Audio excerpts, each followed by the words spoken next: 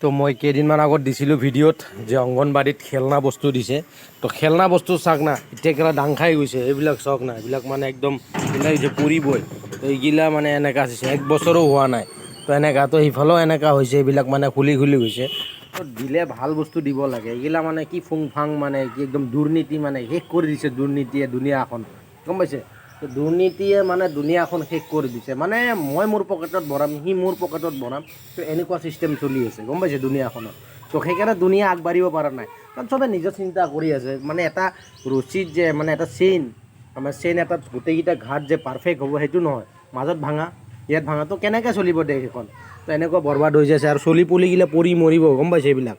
তো এইবিলাক নষ্ট কৰি দিছে। তো লিংকত দিয়া আছে ফুল ভিডিঅ' আগত দিয়া, মই আপলোড দিয়া ভিডিঅ'টো যেতিয়া মই বনাইছিলোঁ এইটো আহোঁতে নতুন। তো এনেকা কিয় কৰে মানুহবিলাকে? পইচাৰ কাৰণে মানে চব হৈ আছে এইবিলাক, গম পাইছে? পইচাই দি চব হয়। তো সেইকাৰণে মানে কি ক'ম আৰু বহুত দুৰ্নীতি আছে এনেকুৱা।